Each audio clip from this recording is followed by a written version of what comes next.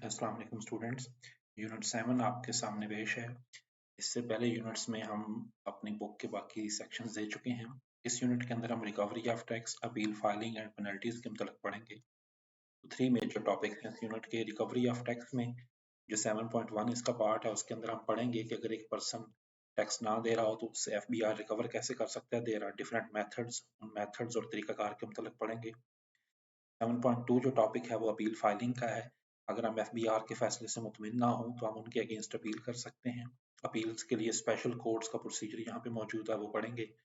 And in the last part of unit हम offences and penalties के मुतल्लिक पढ़ेंगे कि अगर एक पर्सन FBR के ऑर्डर्स पे अमल नहीं करता, नोटिस का जवाब नहीं देता, तो उस सूरत में कौन सा ऑफेंस होगा और उसकी पेनल्टी क्या होगी लॉ के मुताबिक।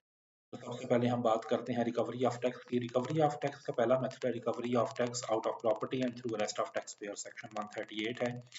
आप जो प्रॉपर्टी है उसको जब्त कर सकते हैं FBR के ऑफिसर्स और टैक्स पेयर को अरेस्ट कर सकते हैं। जो दूसरा मेथड है recovery of tax bye district officer, revenue के थ्रू कराई जा सकती है। अगर उसकी प्रॉपर्टी किसी और डिस्ट्रिक्ट में लोकेटेड है तो उस डिस्ट्रिक्ट ऑफिसर रेवेन्यू को लिखा जा सकता है और वो उस प्रॉपर्टी को जब्त करके उसमें से अमाउंट रिकवर कर सकते हैं, उसको सेल आउट करके या उसको रेंट आउट करके। जिस तरह स्टेट एंड बैंक्रप्सी है, अगर कोई कंपनी या कोई पर्सन बैंकरप्ट हो जाए तो उस सूरत में टैक्स रिकवरी कैसे करनी है उसका भी तरीकाकार यहाँ पे दिया होगा। जो अपॉइंट करेगी जिस पर्सन को, वो जब भी उस कंपनी की एसेट बेचेगा तो सबसे पहले टैक्स रिकवर किया जाएगा। देन चौथा मेथड है collection of tax in the case of private companies and association of persons. Private companies और जो एसोसिएशन ऑफ पर्सन यानी पार्टनरशिप फर्म्स हैं, तो उनके जो डायरेक्टर्स होते हैं, शेयर होल्डर्स या पार्टनर्स होते हैं, उनसे टैक्स रिकवर किया जा सकता है। इस तरह recovery of tax from persons holding money on behalf of a tax payer. अगर कोई पर्सन दूसरे पर्सन के बिहाफ पे मनी ओन कर रहा है या बिहाफ पे रखी हुई है उसमें, जैसे बैंक वगैरह होते हैं जिनमें आपके अकाउंट हैं, तो FBR उनसे रब्ता करके टैक्स की अमाउंट ले सकता है। इस तरह लिक्विडेटर्स हैं। अगर एक कंपनी लिक्विडेट हो रही हो यानी खत्म हो रही हो तो उस सूरत में जो कोर्ट में ने लिक्विडेटर अपॉइंट किए होते हैं उन्हें FBR लिख सकता है और उन्होंने वो टैक्स जमा करवाना होता है। Recovery of tax due by non resident member of association of persons. जो पार्टनरशिप फर्म के नॉन रेजिडेंट मेंबर हैं यानी जो ज़्यादा अरसा पाकिस्तान में नहीं रहते, तो उनसे टैक्स कैसे रिकवर करें, उसके लिए भी FBR का तरीकाकार मौजूद है और लॉ के अंदर दिया हुआ है कि उनको लेटर्स लिखे जाएंगे और उनको पर्सनली अप्रोच किया जाएगा। Then non resident ship owner और चार्टर जो पाकिस्तान की हदूद में शिप आते हैं, अगर वो हमें टैक्स ना दें तो उस सूरत में क्या तरीकाकार हो सकता है। उस सूरत में भी कमिश्नर इनलैंड रेवेन्यू को एम्पावर किया गया है कि वो नेसेसरी असेसमेंट ऑर्डर पास करें और उससे टैक्स रिकवर करें। इस तरह नॉन रेजिडेंट एयरक्राफ्ट ओनर के मुतल्लिक भी तरीकाकार लिखा हुआ है। फिर assessment of persons about to leave Pakistan, जो लोग परमानेंट पाकिस्तान छोड़ के जाना चाहते हैं, उस सूरत में वो अगर अपनी कंसेंट FBR को देते हैं तो उस सूरत में भी उनके ज़िम्मे जो वाजिबुल टैक्स है वो इकट्ठा किया जाता है। Then recovery of tax from person assessed in AJK, जो आज़ाद जम्मू और कश्मीर में टैक्स के तौर पे असेस हुए हैं तो उनसे कैसे करना है उसका भी तरीकाकार यहाँ पे दिया हुआ है। फिर initiation validity of recovery proceedings जो इसके अगेंस्ट स्टार्ट होंगी उसमें भी कमिश्नर पहले नोटिस देगा।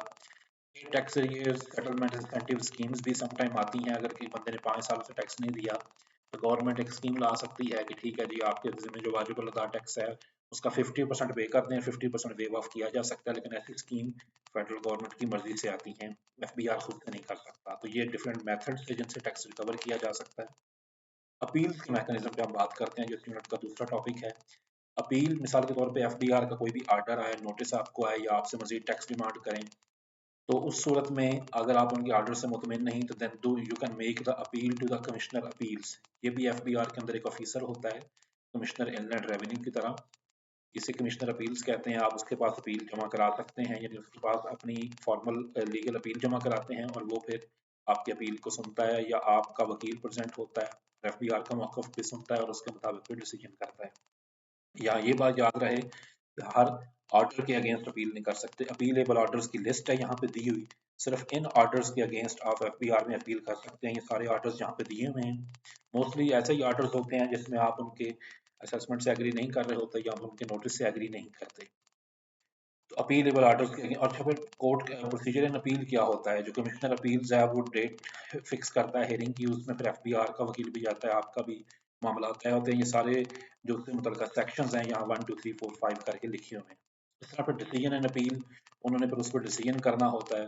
और नॉर्मली ये जो पीरियड होता है ये अपील फाइलिंग के अंदर फिर 60 डेज के अंदर ये डिसीजन हो जाता है। तो नॉर्मली ये 30 डेज में हो जाता है। और अगर आपको कमिश्नर अपील का फैसला ना पसंद आए तो नेक्स्ट फोरम ऑफ अपील होता है, उसे कहते हैं अपीलेट ट्राइब्यूनल।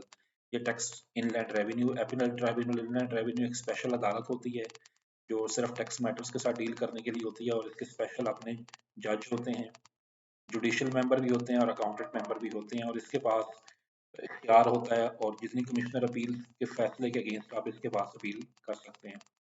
अब इसका तरीका क्या होगा, आप स्पेसिफिक फॉर्म फिल करेंगे, फीस पे करेंगे और अपील अपनी जमा करवाएंगे।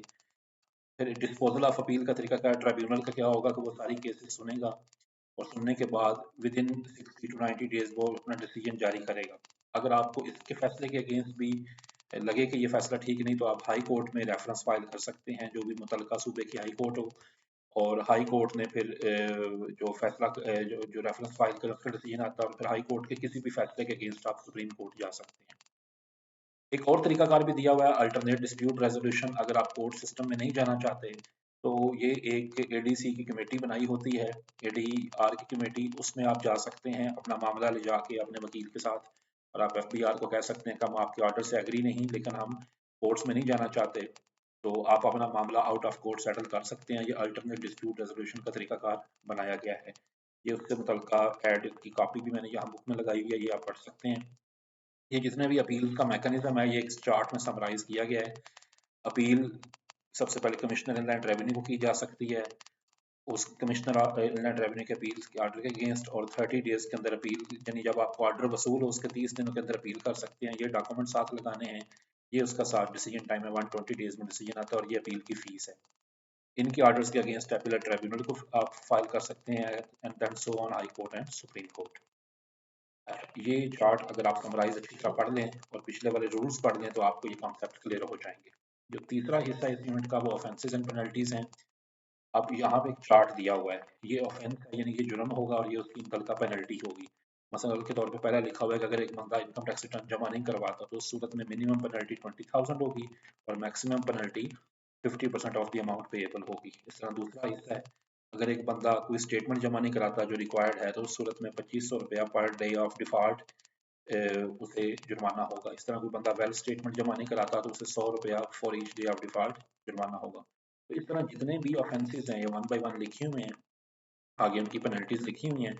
अब यहाँ पे ये अच्छी खासी लिस्ट दी हुई है। अब ये सारी लिस्ट याद करने की जरूरत नहीं, लेकिन एटलीस्ट इनमें से 7-8 याद कर लें ताकि पेपर पॉइंट ऑफ व्यू से आपकी इसमें तैयारी हो जाए। तीनों कॉलम के अंदर जो अमाउंट लिखी हुई है यानी ऑफेंस लिखा हुआ और उसके आगे जो पेनल्टी है और मुतल्लिका सेक्शन है, ये याद कर लें तो ज्यादा बेहतर होगा। इस तरह प्रोसिक्यूशंस भी आ सकते हैं, यानी बाद दफ़ा सर्टन आर्डर्स के अगेंस्ट प्रोसिक्यूशन का मतलब है कि आपके खिलाफ मुकदमा दर्ज किया जाएगा और ये क्रिमिनल ऑफेंस होगा। तो मिसाल के तौर पे अगर आप फॉल्स स्टेटमेंट वेरिफिकेशन में देते हैं तो ये एक प्रोसिक्यूशन होगी, यानी आपके खिलाफ मुकदमा दर्ज होगा। अगर आप इनकम कंसील करते हैं, इनकम छुपाते हैं, कम इनकम बताते हैं, या रिकॉर्ड मेंटेन नहीं करते, या एनटीएन नंबर का इम्प्रॉपर यूज करते हैं, या मिसलीडिंग स्टेटमेंट्स देते हैं, तो ये सारे मामलात वो हैं कि जो क्रिमिनल ऑफेंस के तौर पे ट्रीट किए जाएंगे, यानी ये जुर्म होगा, इस पे आपके खिलाफ प्रॉपर पर्चा होगा और आपकी अरेस्ट और आपको जेल करने के ऑर्डर हो सकते हैं।